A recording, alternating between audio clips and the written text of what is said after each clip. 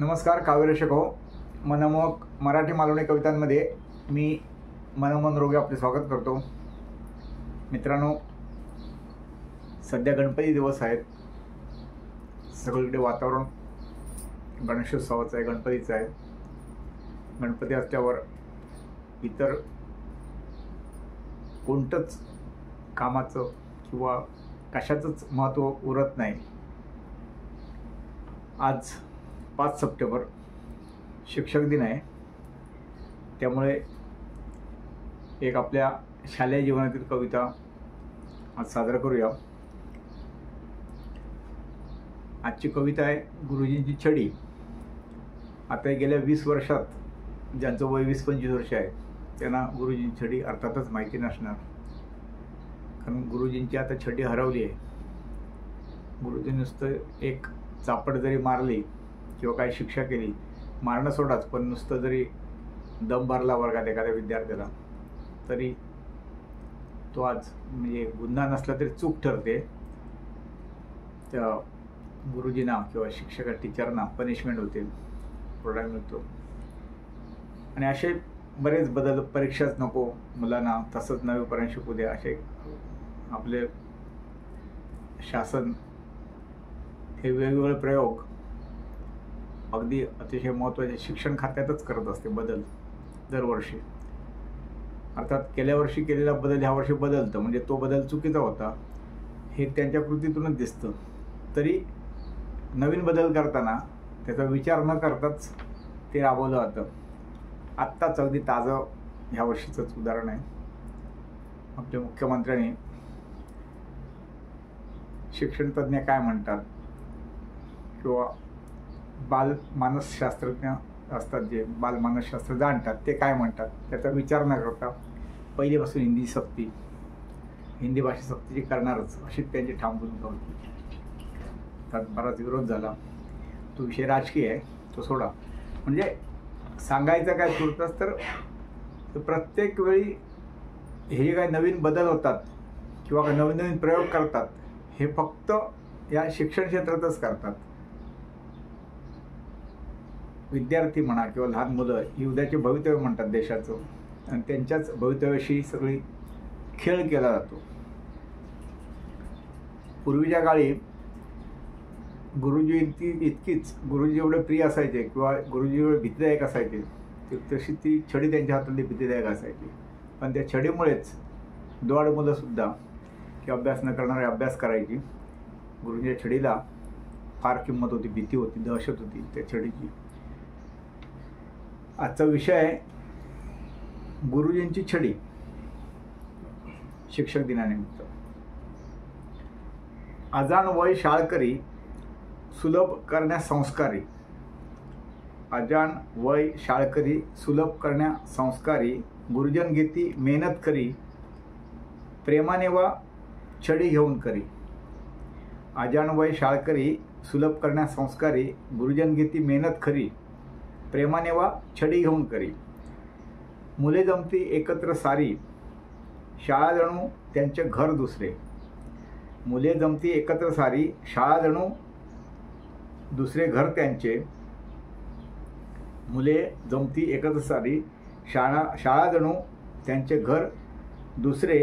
काही शांत संयमी हुशार, काही द्वाड हट्टी आणि भित्रे. देती धडे घालून चांगल्या वाईटाचे. शिक्षक देती धडे घालून चांगल्या वाईटाचे, समजावती प्रेमाने तर कधी धाकाने. देती धडे घालून चांगल्या वाईटाचे, समजावती प्रेमाने तर कधी धाकाने. सांगती मूल्ये गरजेची जी जीवनी. सांगती मूल्ये गरजेची जी जी जीवनी. शब्दाने तर कधी हातातल्या छडीने. किती सुधारले गुरुजींच्या छडीने. किती सुधारले गुरुजींच्या छडीने, जे होते कधी द्वाड हट्टी आणि आळशी. किती सुधारले गुरुजींच्या छडीने, जे होते कधी द्वाड हट्टी आणि आळशी. अभ्यास शाळा ज्यांना वाटे नको त्यांच्या. अभ्यास शाळा ज्यांना नको वाटे त्यांच्या. यशाचे श्रेय जाते छडीला बऱ्याच अंशी.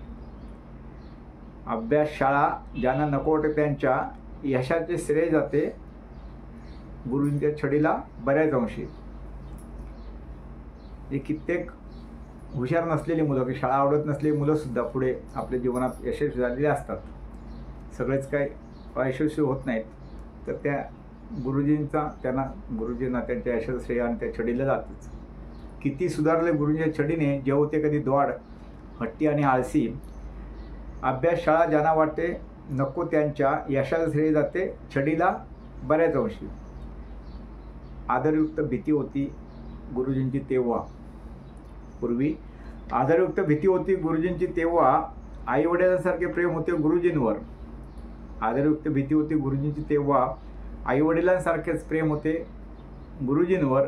म्हणून तर ती पिढी अजूनही आदराने, म्हणून तर ती पिढी, आमची पिढी अजूनही, म्हणून तर ती पिढी अजूनही आदराने नमस्कार करण्या वागते गुरुजींसमोर. म्हणून तर ती पिढी अजूनही आदराने नमस्कार करण्या वागते गुरुजनांसमोर. धन्यवाद मित्रांनो. आज आणि पूर्वी या शाळकरी मुलांमध्ये, गुरुजींमध्येही आता काळानुसार सगळा बदल झालेला आहे. तेव्हा यापुढे गुरुजींच्या पायाला हात लावून नमस्कार करणारी माणसं बरीच कमी दिसतील पुढे कदाचित. मला वृत्तपत्रात लिहितो त्याला किंवा या कवितेना खूप जरी पारितोषिकं मिळाली तरी त्याहून सगळ्यात मोठा आनंद होता. म्हणजे पूर्वी तरुण भारतमध्ये आम्ही बॅचलर्समध्ये लेख यायचे छापून. मला वाटतं 2015मध्ये असेल. माझ्या शाळकरी जीवनावरचा एक लेख आला होता आणि तो माझ्या गुरुजींनी तेव्हा वाचला होता. योगायोगाने 8 दिवसात मी गावी गेलो होतो. तेव्हा त्यांना मी नमस्कार केला खाली वाकून नेहमीप्रमाणे.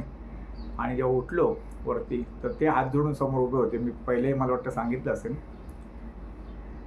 तेव्हा मला अगदी गैरवरून आलं. मी त्यांचे हातात घेतले. म्हटलं मास्तर हे काय करताय? आम्ही मास्तर म्हणायचो. तो म्हणाले तुम्ही मोठे झालात. तर म्हटलं मी किती मोठा आलो तुमच्यापेक्षा कसा मोठा होईल? तुम्ही माझे शिक्षक आहात ना गुरुजी. मी विद्यार्थी आहे, तुमच्यापेक्षा लहानच असणार. काय झालं? तो म्हणाले नाही खूप छान लिहिला होता सुलेख. मी वाचलं आणि मला खूप भरून आलं वगैरे असं ते म्हणाले होते. त्यानंतर त्याच गुरुजींवर म्हणजे आमचे कोळंबकर मास्तर त्यांच्यावर मी एका शिक्षक दिनाला 5 सप्टेंबरला मला तर 2018मध्ये असेल एक लेख लिहिला होता. 18 नाही 20मध्ये कोरोना होता तेव्हा. आणि तो लेख वाचल्यानंतर मी 1.5 वर्षांनी त्यांनी तो मिळाला त्यांना लेख. गावी गेलो होतो तेव्हा त्यांचा जो डोळ्यातला आनंद बघितला त्यांना इतकं कृतकृत्य वाटलं. तर ते मोठं पारितोषिक आहे. जसं आपल्या आईवडिलांना आपण आनंद देणं हा मोठा आनंद असतो, ते समाधान असतं, तसं आपल्या गुरुजनांना आपल्या कामाचा आदर वाटणे, त्यांना आनंद वाटणे हा एक आपल्या जीवनातला मोठा आनंद असतो. तर असा तो मला कमी 1-2 वेळा का होईना पण मिळाला आहे. तर आज कोळंबकर मास्तर आयात नाहीत, त्यांची मला आठवण झाली. तर ही कविता तुम्हाला कशी वाटली? आवडली असेल तर लाईक करा, कमेंट करा, आपल्या मित्रमंडळाने शेअर करा आणि चॅनल सबस्क्राईब केलं नसेल तर करा. पुन्हा करायची गरज नाही एकदा केलं असेल तर. आता परत भेटू पुढच्या आठवड्यात नवीन कविता घेऊन. धन्यवाद.